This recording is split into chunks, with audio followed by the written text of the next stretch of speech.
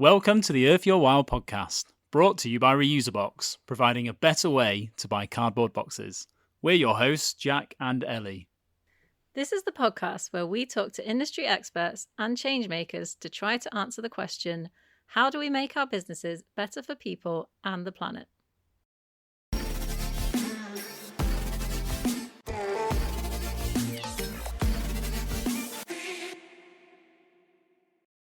What if I told you that ugly fruit is one of the most powerful climate solutions we're ignoring?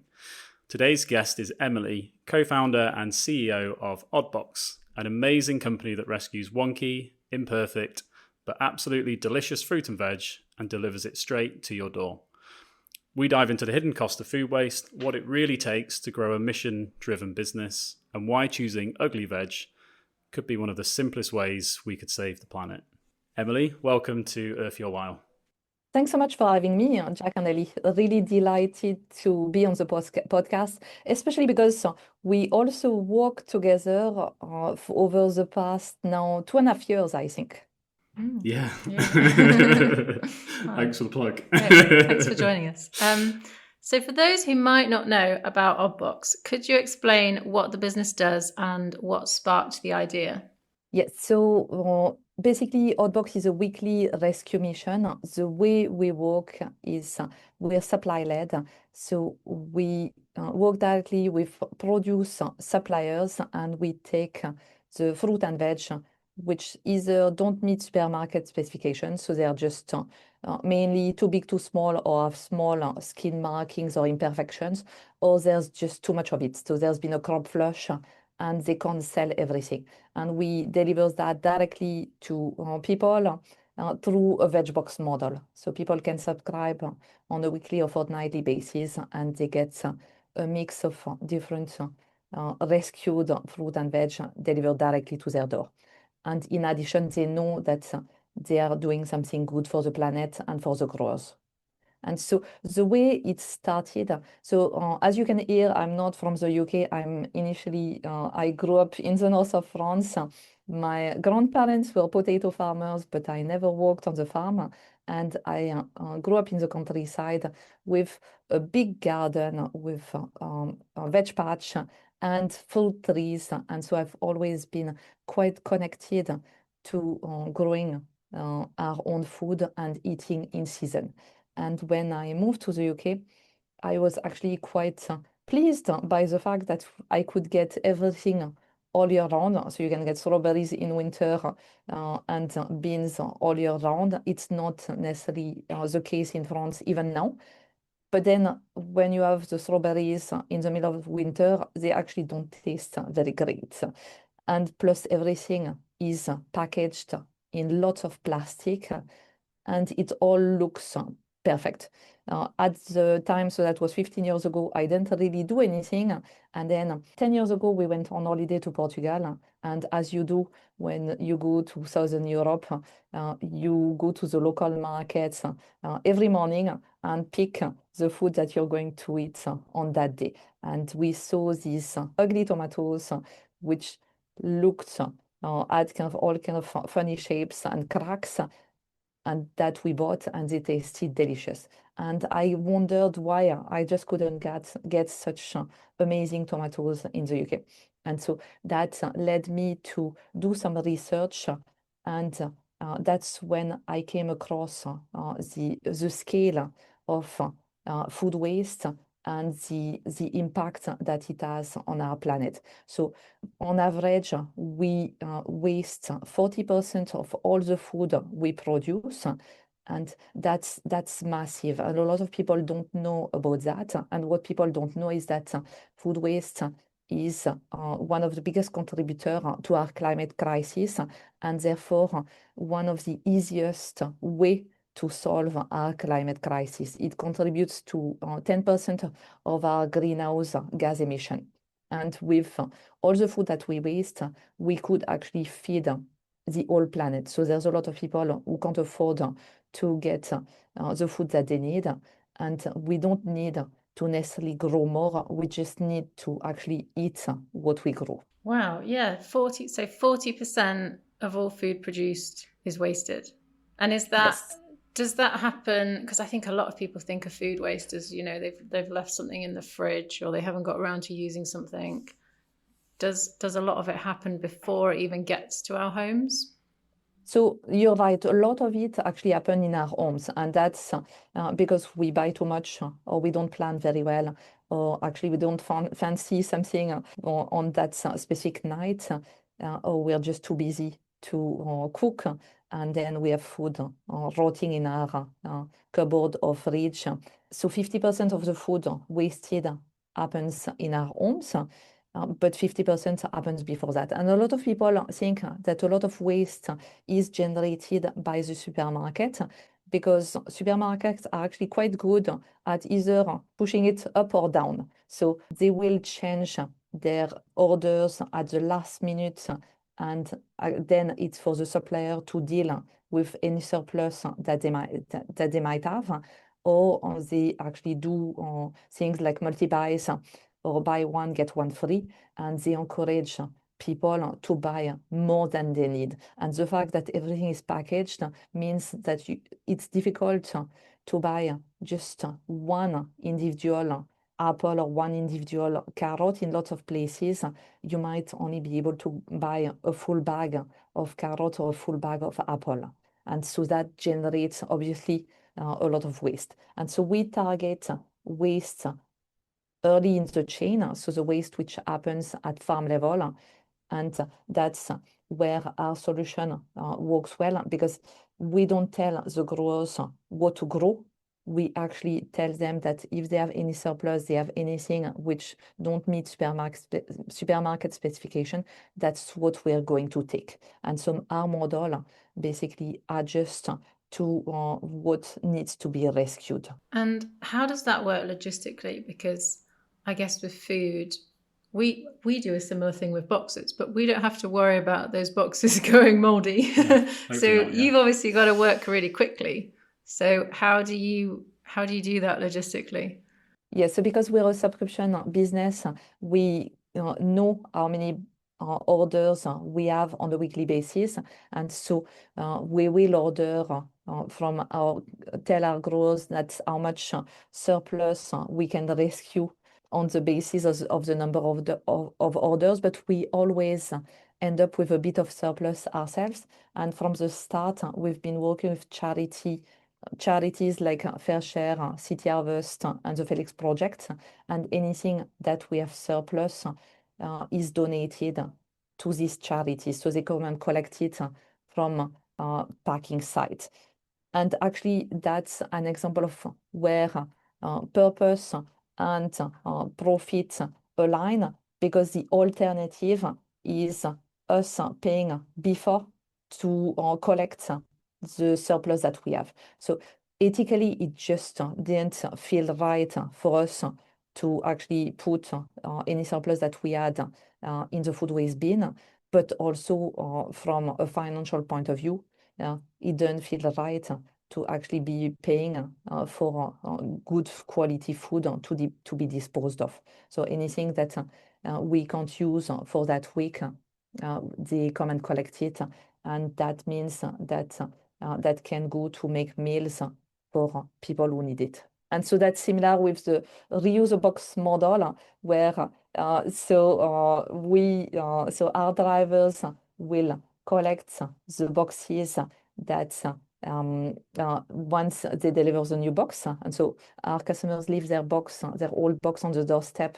Our drivers collect the boxes, and then either we reuse the boxes if they are not necessarily in a good enough condition to be reused, then they are sold to reuse a box, and then they are used for other purposes, or else they are used to make new boxes. And so we've been working with Reuse a Box for since early 2023, and over the past 2.5 years, over 300,000 boxes have been reused. And so that's basically 400 trees which have been saved. In addition to the fact that you also plant trees every time boxes are reused. So I think it's over 14,000 trees which have been planted as well. So that's a huge impact that we're having. Obviously, our kind of biggest impact is around food waste And so to date, we've delivered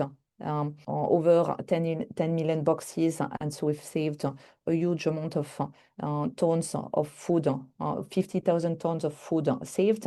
But it's also kind of all these other things that we're doing in terms of fighting food poverty, in terms of reducing packaging use. And so that's important to us, that we also look at what we can do beyond food waste. Do you mind if I ask like a more personal question? Is like the stats that you said about what Oddbox has done there, so like 55,000 tons of food, that's not been wasted, and the impact that that's had. How does that make you feel to know that you created that? It must take a lot of hard work to do that, to build that business. Yeah, that makes me feel really proud. But it's not me at the end; it's our community who are doing all that. So when we started in our local neighborhood in Balam, delivering 20 boxes to friends and neighbors. We didn't have a big business plan of how Oddbox was going to grow. We were so I started it with my husband, and we were just doing that on the side of full-time job, delivering the boxes on Saturday morning. And then it grew from there. We just felt that for us, we wanted to do something more meaningful, and we thought we're not the only ones who actually want to do something more meaningful and want to address the climate crisis that we're experiencing. And so that's kind of from 20 boxes in Balam into when we started in 2016, then we've grown to kind of delivering now 30,000 boxes a week. And covering 70% of the UK. But that wasn't kind of necessarily all planned. We just made the plan along the way. Nice. That's an incredible growth journey. Yeah. So you actually started with a plan of like, we're going to scale the UK. You just kind of started with a few boxes and continued doing it. Yes. Yeah.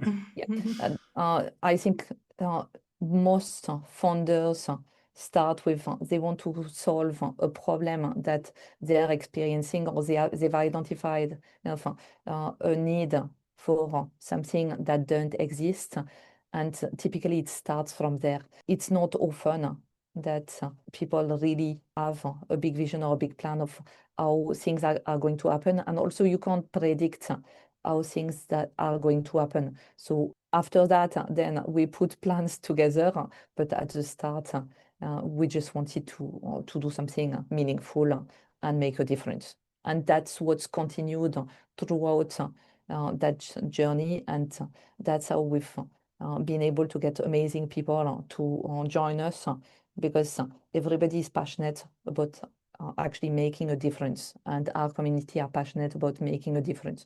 And what we say is that Oddbox is that's one small step towards being more sustainable, because once you start doing one thing, then that creates a virtuous cycle. And so we also put letters in our boxes which talk about where the produce rescued come from, which give stories about the growers that we work with, which talks about the size of food waste, which kind of talks about interesting things which are happening at that time, and just trying to kind of help people be more aware and learn more about different challenges that growers have, or different issues, and giving them also a lot of tips and tricks on how to keep food fresh for longer, so that people slowly kind of change their habits and have more sustainable habits. But that takes time, and that's kind of step by step. Yeah, well, we were kind of talking about this earlier, about the kind of like the community aspect of Oddbox. Like it's really interesting, because like people aren't just buying fruit and veg from you. There's like a bigger purpose, and there's more of a community aspect. I mean, what were you saying earlier? Well, I guess, why would you say that people buy from Oddbox when obviously they could just go to the supermarket or buy a ready meal, what is it that makes them go to Oddbox? Yes, so the main reason is actually fighting food waste. So more and more people are aware of the size of food waste and the impact that it has on our environment. So obviously, plastic waste, there's still more awareness about plastic waste, but in terms of climate impact, food waste has a much bigger impact than plastic. Plastic has other issues in terms of the microplastic and pollution in the oceans and health implication. However, 1 kilo of food ending up in landfill is the equivalent of 25,000 plastic bottles in terms of carbon emission. So just 1 kilo of food Wow. Yeah, that's going incredible. to landfill has the same carbon emissions as 25,000 plastic bottles. So that's massive. And so as awareness about the fact that food waste is a massive issue has increased, then we've got more and more people who want to do something about it and who've joined our mission. The second reason why people join Oddbox is because they want to support local growers. So there's I feel that we're quite disconnected, especially when you live in London. You're quite disconnected from seasonality, from how food is grown, from where it's grown, from what's local, what's imported, because in supermarkets you get everything available all the time. And so people are really keen to actually kind of eat more in season and support local growers. And not all the produce in our boxes are grown locally. However, we have a lot more local produce than what you find in the supermarket. I love how you're taking this issue of food waste and its impacts on climate change, and you're just sending it directly into people's homes. And food is such an integral part of who we are and our community. And I feel like it's such an important discussion piece literally around the dinner table. I can just imagine like people having their friends over and being like, I made this soup out of this waste vegetable from surplus veg from Oddbox, and isn't that incredible? And it must be sparking so many new ideas and conversations. Yeah, and that's actually how we got a lot of our customer at the early stage. So we couldn't afford to pay for any marketing. So through that box letter, because it was interesting content, because the fruit and veg were interesting, actually a lot of people would say, oh, I've received a funny looking potatoes, which looks like a heart.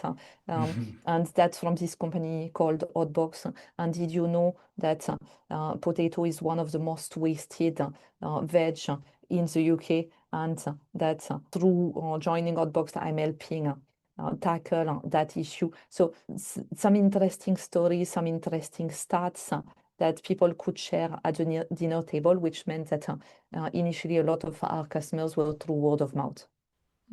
And you're right, people love talking about food, especially being French. That's what we do. We talk about food all the time. We plan our holidays around food. We kind of, that's an integral part of the life of a French person. And I think we've lost some of that. And food is becoming really functional. We talk about gut health, brain health, Yes. building muscle. And so everybody is focusing on, I need that many grams of protein, that many grams of fiber. And actually, that's not the way that's not the right way to eat. For me, food needs to be about enjoyment, about slowing down, about sharing things together, about cooking together, about sitting down.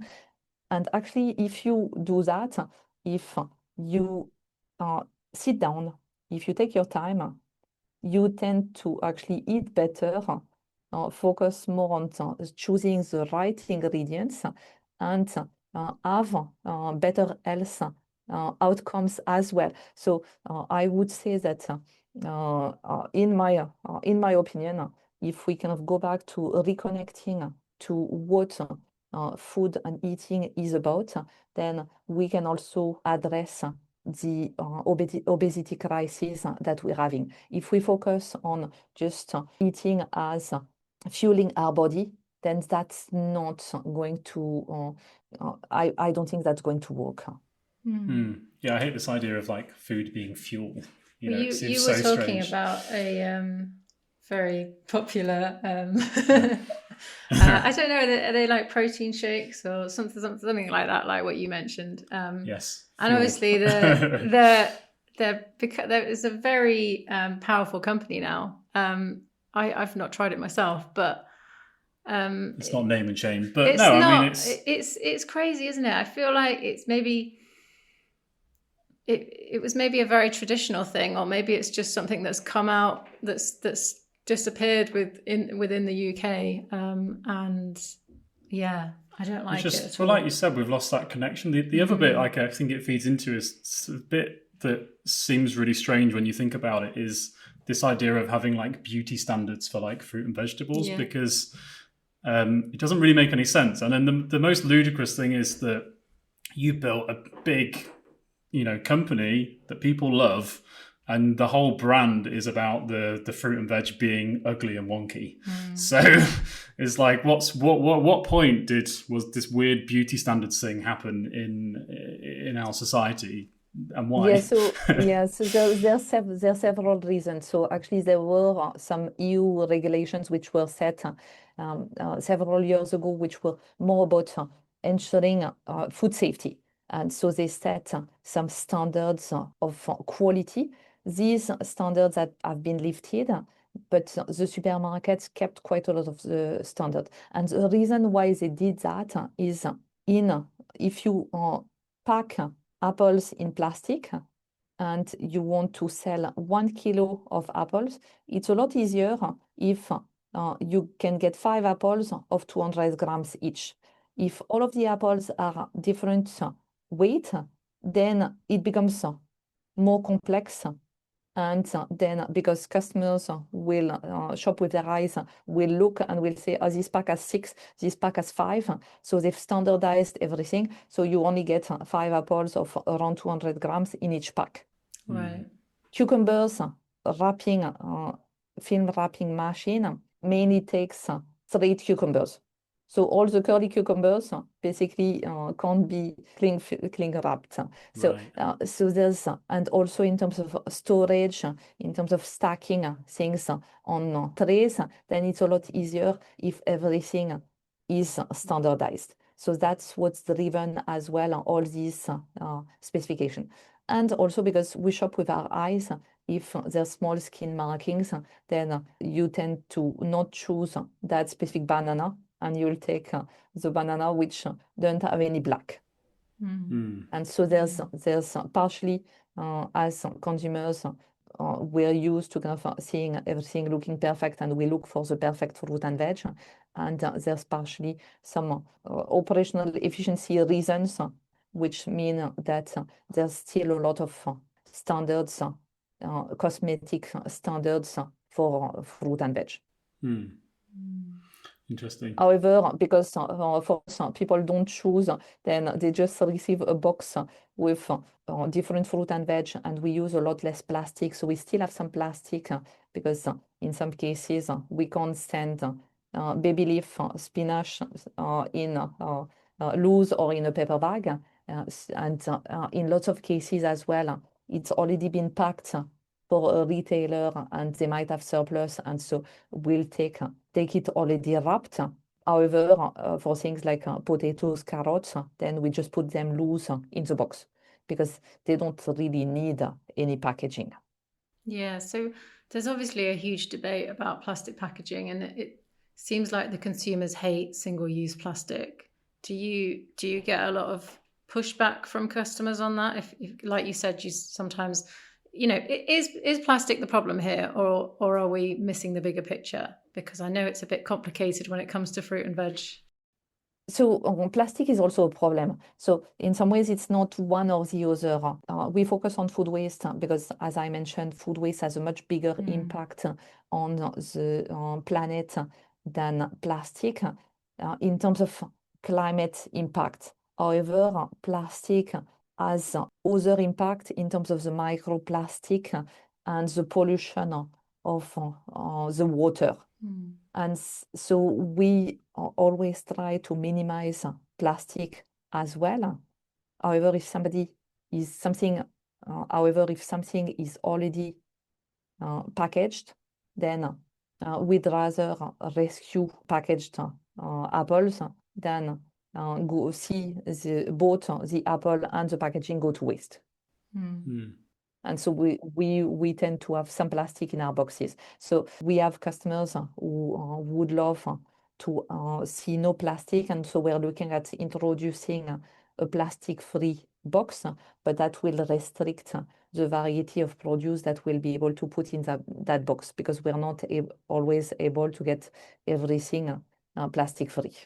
But I was thinking, surely, like with cucumbers, does the plastic not like make it last longer? Because it does, yeah. Yeah, so like surely it's kind of like, you know, surely there can be benefits to that. That's why as well they use plastic because it extends the shelf life. And so without the packaging, then potentially there's a bit more food being wasted because after 3 days, it doesn't look as good anymore as if it had been cleaned wrapped. So it's a complex topic, and that's the reason why plastic was introduced in the first place, because it preserves food and because it's very solid as well.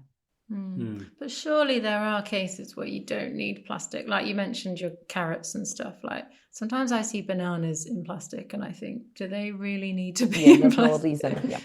Okay. Yeah, and talking about it being like a complex problem as well, like I read a crazy stat online doing my research before this episode, and apparently if food waste was if food waste was a country, it would be the third biggest emitter of carbon emissions after the US and China, which is insane. So, and I also read that just in the UK, so wasted fruit and veg cost UK businesses, I guess like the growers as well, mainly about £4 billion a year. So that's correct. It's crazy. So like with that in mind, you know, I appreciate this is like a complex problem, but like, are we just saying that our food system is broken? Like, what's the, you know, there's a real place for what you guys are doing, but where's this heading? Like, what is the solution here? So you're right. Our food system is broken because it shouldn't be the case that we're wasting these resources and we're wasting money. There's so obviously the growers try to be as efficient as possible and try to plant based on projections of what the retailers are going to need. The challenge that the weather is becoming more and more unpredictable, and so they don't always know. We, as consumer, we expect availability all the time, so 12 months a year availability. And so to have shelves full, then they need to overproduce so that there's never any shortages. And so we would need to significantly change our mindset and be happy to see shortages if we want to reduce the amount of surplus, basically. Yeah, because we're just so used to getting, I mean, strawberries, like you mentioned, completely out of season, and it's insane when you think about it. I don't know how you can change that, like that mindset in people though, because people have got so used to it, haven't they? People have got so used to it, so we're too used to convenience, and so we're used to kind of getting everything in the next 15 minutes, and so that's what we're also advocating, kind of slowing down and planning and being more flexible. And so that's also kind of we've got a cookbook that we released 2 years ago, which is all about flexible cooking and flexible recipes, which I have that, actually shows that if you don't have courgettes, you can use peppers instead, yeah, a crumble, whether you make it with apple or with berries, it will turn out to kind of be really nice, irrespective of the fruits that you put. And so helping people being more flexible in terms of what they cook and use what's in their fridge. And so it requires quite a lot of change in our mindset as consumers. I mean, obviously, like the impact that Oddbox is having is huge. And I can imagine it's going to grow because the amount of surplus fruit and veg is not reducing out there, right? So, yeah, so it's amazing the impact that you're having. But like, what is the future with food waste? Like, is it projected to continue growing, or do you think it's going to start decreasing? I don't expect food waste to be decreasing. So I think we have a place for the foreseeable future. However, then you also see in supermarkets more ranges of wonky fruit and veg. Yeah. So as awareness grows, then more people are trying to do something about it. And so for us, we started with fruit and veg. Now we've expanded to also offer other products.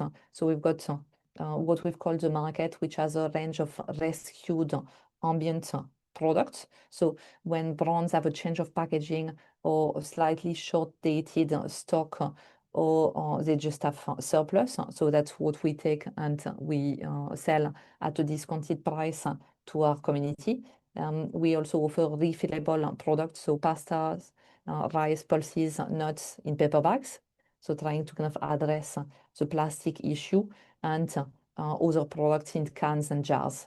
And so trying to kind of help people shop in a more sustainable way. And we are looking at how we further evolve the Oddbox business model to, in some ways, kind of make it sustainable and also more convenient. So what we've realized as well is that there's only so much inconvenience that people are willing to accept, or that they have the time to kind of accept on a daily basis.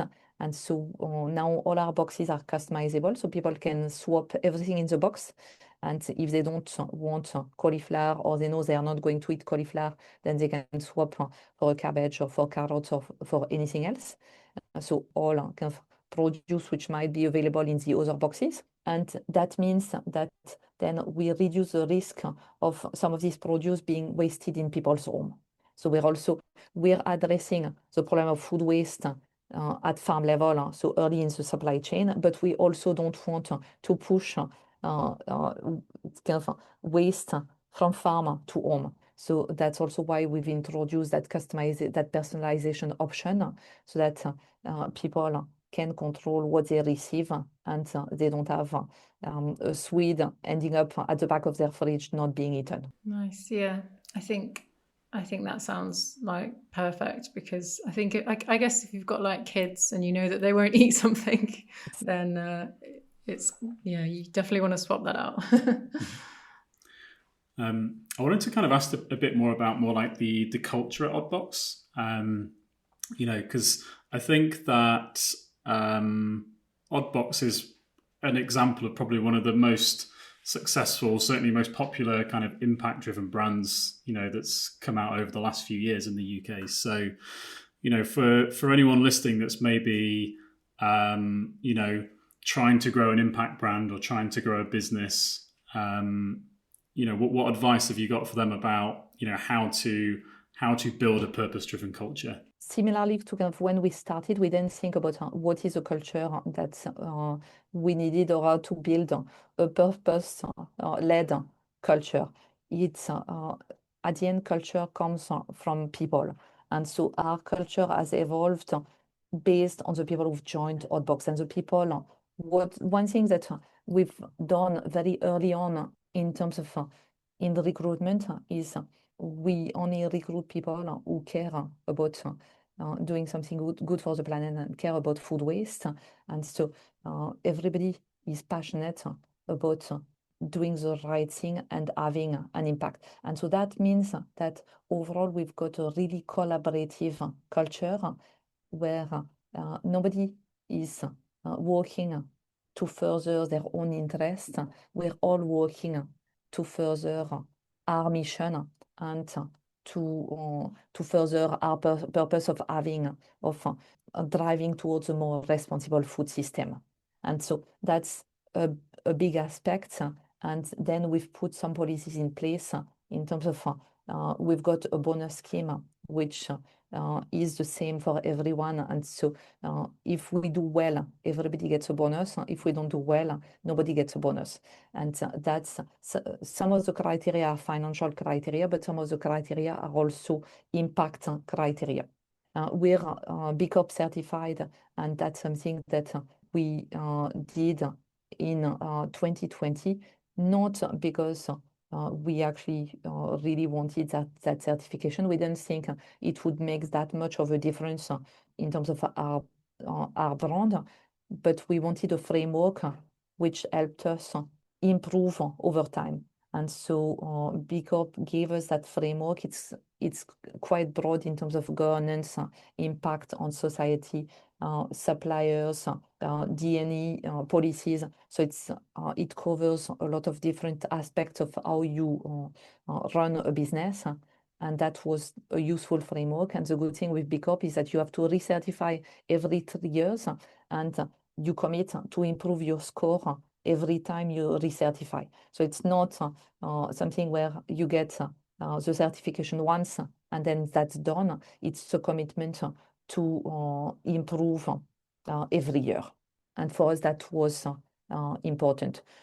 In terms of our culture, I would say, because we're all about food waste and making the most of our resources, then that applies to people internally in terms of making sure that we don't waste anybody's time, or we don't waste, we're kind of resourceful with the cash that we have.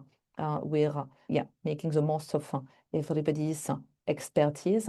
In 2019, we sat as a team and thought about kind of what's true to Oddbox and what are our values. So we defined our values as a team. Is there anything that you've ever tried, culture-wise or team-wise, to build that culture that maybe didn't work, or anything that you wish you hadn't done? I think there's always lots of things that we've tried that hasn't. Some things have worked, some things haven't really worked. I think doing it with the team worked well, because that means everybody bought into the values. Doing things top down typically don't often work because it don't resonate with people. So I can't think of a specific example, but yes, there will have been a lot of things that we've tried which didn't work, and that therefore we stopped doing and changed. One thing that we do is we have a quarterly full team session during which we look back at the quarter, we look forward. We also kind of celebrate values champions, so people can recognize other people. We do shout outs on a weekly basis. So all around demonstrating the values. And so you started in 2016, is that right? 2016. Yeah. Okay, so nearly 10 years. What's kind of one thing that you know now that you wish you might have known when you started going into this? So one thing that so first of all, it's all about the people at the end. Everything we've achieved, it's because we've had and have amazing people working at Oddbox, and it's all about the community. So I would say kind of one thing that I've realized is never to be too far from the people and from the customer, and I still do regular customer calls. People are quite surprised that I actually kind of reach out to them and ask them if they have 15-20 minutes to have a call and hear their feedback and get their perspective on different things. So I think it's really important to stay close to the customer. And I think one of the things that now I've realized is that a lot of decisions that we make are based on data, but often there's some instinct, and as a founder, then I've developed my instinct is based on a lot of data as well and a lot of experience. So I'm probably kind of relying more on instinct now than I was at the start. Okay. Well, just that kind of gut feeling, Interesting. like when Yeah, you gut- meet someone or gut you feeling. speak to someone. Yeah.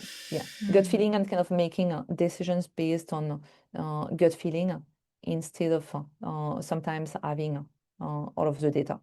And maybe one more thing, actually, that I wish I had known. I thought what would be the most difficult part was the early stage of Oddbox. And it was difficult because we were doing everything. And so also 1 week the produce were good, 1 week the produce were terrible, because at the start we would tell the growers, just give us whatever you can sell. So then in terms of quality, then it was quite varying week on week. However, the journey is a lot of ups, but also a lot of downs, and there's different challenges at different times of the journey. So we had a huge acceleration during COVID, and then we had quite a huge drop post-COVID, because people went back to shopping in store, going to work, going out. And so that was a big challenge as well. And so, yeah, I thought things would be easier as we grew and scaled, and that's not necessarily been the case. There's been kind of other challenges.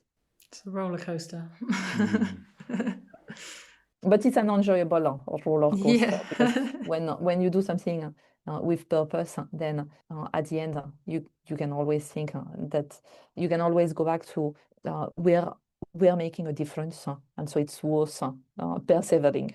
Yeah, it gives you a reason to keep going. Yeah, no one can ever take that impact away from you as well, you know.